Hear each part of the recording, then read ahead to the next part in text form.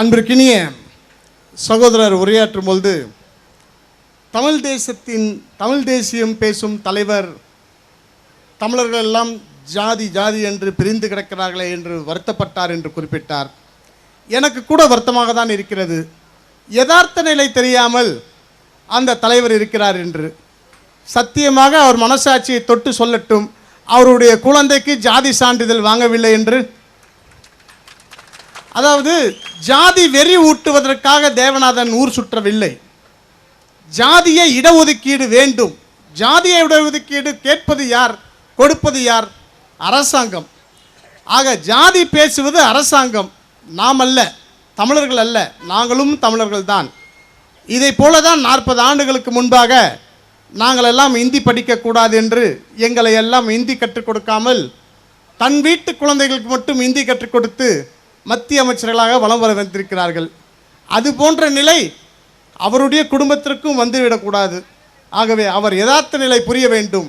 என்றைக்கு அரசாங்கம் இடஒதுக்கீடை எடுக்கிறதோ அன்றைக்கு தான் இந்த ஜாதிய மறைமுறைய தமிழீழம், தெலுங்கீழம், தனியீழம் தனித்தனியாக நாடு கேட்பதால் மட்டும் ஜாதியம் மறையாது.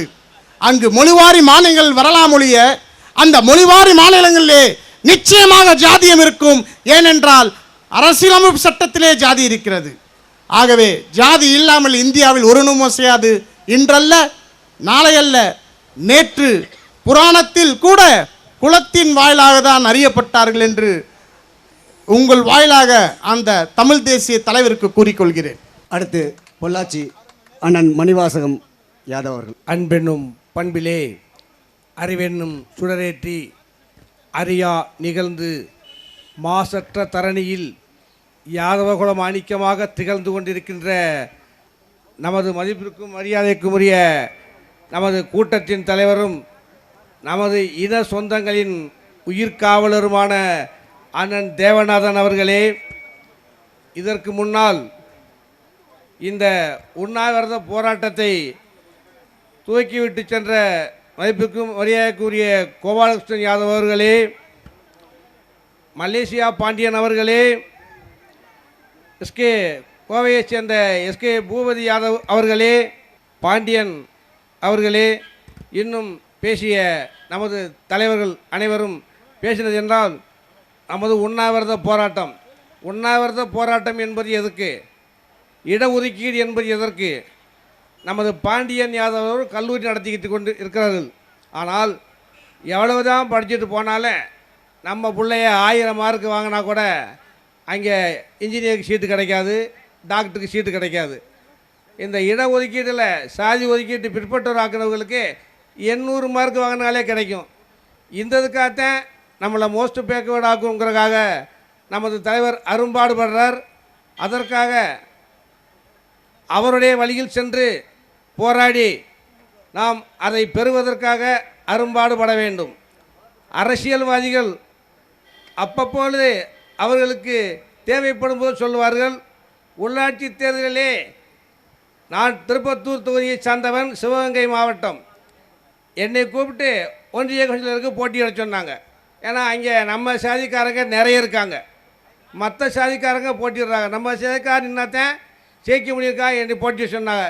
எனக்கு சந்தர்ப்பம் சொல்ல, பசங்கள்லாம் வெளியே போனால நம்ம தொழிலை விட்டு போக முடியலை. அதனால் நம்ம இனத்தர் ஒருத்தர் நிப்பாட்டி அதை ஜெயிக்க வச்சேன். அதுக்கு இன்றைக்கி உள்ள அமைச்சர்லாம் நம்மக்கிட்ட வந்து போராடினாங்க. அண்ணே நீங்கள் தான் நிற்கணும், இது இல்லைன்னா ஜெயிக்க வைக்க வேண்டிய உங்கள் பொறுப்பு அப்படின்னு சொல்லி என்கிட்ட சொன்னாங்க. நான் கடைசி எழுதி இருந்து நம்ம பையனை ஜெயிக்க வச்சு அவனை வைஸ் சேர்மன் ஆக்கிவிட்டு போயஸ்கானில் வந்து அவங்கள்ட்ட சீட்டு கேட்டு வைஸ் சேர்மன் ஆக்கிவிட்டு தான் வந்தேன். அதனால் நம்ம இன உணர்வு வேணும். நம்ம ஓட்டு, நம்ம கையில் ஓட்டு இருக்குது. இவங்க நமக்கு இந்த ஆளுங்கட்சி வந்து நமக்கு முறையாக செஞ்சு தராட்டினா அடுத்து நம்ம குத்த போகிறது அவங்களுக்கு வேட்டுத்தேன். அதை மாத்திரம் மறந்துடாதீங்க. நம்ம இன உணர்வோடு அடுத்து நம்ம ஜாதியிலேருந்தே நம்ம தலைவர் சொல்கிற ஆளை ஒவ்வொரு தொகுதியிலையும் நிப்பாட்டி தனியாக நமக்கு பலம் என்னங்கிறத காட்டணும், அதுக்கு பாடுபடணும். ஆகையால் எனக்கு பேச வாய்ப்பளித்தமைக்கு நன்றி கூறி விடைபெறுகிறேன். நன்றி, வணக்கம். கடந்த சட்டமன்ற தேர்தலில் ஆலந்தூர் தொகுதி வேட்பாளராக போட்டியிட்ட அன்பு நண்பர் பாலாஜி யாதவ். ஐயரகுல தலைவர் அண்ணன் இந்த மாபெரும் உண்ணாவிரத போராட்டத்தை வெற்றிகரமாக நடத்திக்கிட்டு இருக்கோம். எங்களுக்கெல்லாம் இதை வந்து பெரிய ஊக்கமாகவும், எனக்கு எலெக்ஷனில் நிற்கும் போது கூட அண்ணன் வந்து கூப்பிட்டு தைரியம் சொல்லி நீ நில்லுடா அப்படின்னு சொல்லி இன்றைக்கி சமுதாயத்துக்கு ஒரு அங்கீகாரம் கொடுத்து அன்றைக்கி நாங்கள் எலெக்ஷனில் கலந்துக்கிட்டோம் களத்தில். அதே மாதிரி இன்றைக்கி இந்த உண்ணாவிரதமும் நல்லபடியாக எல்லோரும் வந்து எல்லா ஊர்லேருந்தும் சென்னைக்கு எங்களை இங்கே வந்து கலந்துக்கிட்டது எல்லாருக்கும் முதல்ல நன்றியை தெரிவிச்சுக்கிறேன். இதை தென்சென்னை மாவட்ட சார்பாக கையெழுத்து வாங்கினதை தலைவரிடம் சமர்ப்பிக்கிறேன். நன்றி, வணக்கம். ராமநாதபுரம் களஞ்சியம் யாதவ். தலைமை ஏற்றிருக்கும் திரு தேவநாதன் யாதவர் அவர்களே, முன்னிலை வைக்கும் யாதவ சங்க பிரதிநிதிகளை அனைவருக்கும் நன்றியை தெரிவித்துக் கொள்கிறேன். எம்பிசி முடிவை எங்கள் முடிவு என்று இந்த அரசாங்கம் எதிர்பார்க்கப்படுகிறோம். என்னை இந்த மேடைக்கு அழைத்ததற்கு மிகவும் நன்றி. எழும்பூர் பகுதி செல்வகுமார் யாதவ். டாக்டர் டி தேவநாதன் ஐயா தலைமையில் நடைபெற்று கொண்டிருக்கும் இந்த அடையாள உண்ணாவிரதத்திற்கு தமிழ்நாடு முழுக்க வந்திருக்கோம் நம்ம யாதவ சொந்த அனைவருக்கும் எங்கள் எழும்பூர் பகுதி சார்பாக நன்றி கலந்த வணக்கத்தை தெரிவித்துக் கொள்கிறேன். இந்த மிகவும் பிற்படுத்தல் பட்டியலை பற்றி நம்ம ஐயா அவர்கள் போராடி இந்த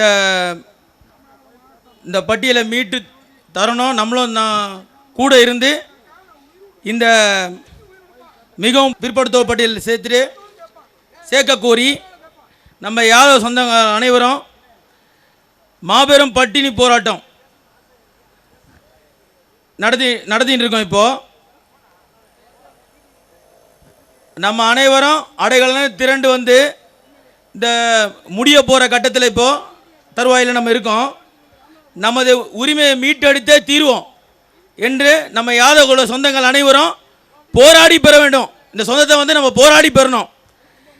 கல்வி, வேலைவாய்ப்பு அனைத்திற்கும் நம் தலைவர் தேவநாதன் ஐயா அவர்கள் பாடுபட்டு சேர்க்கக்கூடிய இந்த விஷயத்தை வந்து நம்ம ஒருங்கிணைந்து போராடி என் சொந்தங்கள் அனைவரும் போராடணுன்ட்டு உண்ணாவிரத போராட்டத்தின் வழியாக நான் அனைவருக்கும் தலைவணங்கி கேட்டுக்கொள்கிறேன். சிங்கம் போல வீற்றிருக்கும் எனது அருமை தலைவர், தேசிய தலைவர் அண்ணன் டி தேவநாதன் யாதவ் அவர்களே, ஓங்கிய அடித்தா ஒன்றரை இன்வைட்டு பார்க்குறையா என்பதை காட்டுறா மாதிரி நம்ம யாதவ சொந்தங்களை ஒன்று சேர்த்து இந்த பிற்படுத்தோர் பட்டியலில் இடம்பெற வேண்டும் என்று மிகவும் ஆண்டவனை வேண்டி வணங்கி கேட்டுக்கொள்கிறேன். நன்றி, வணக்கம்.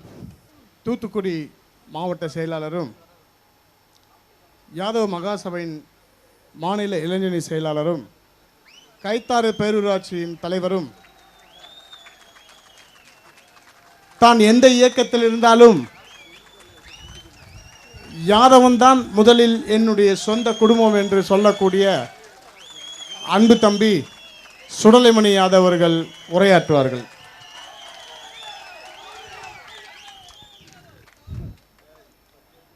இந்த இனிய மாலை பொழுதினிலே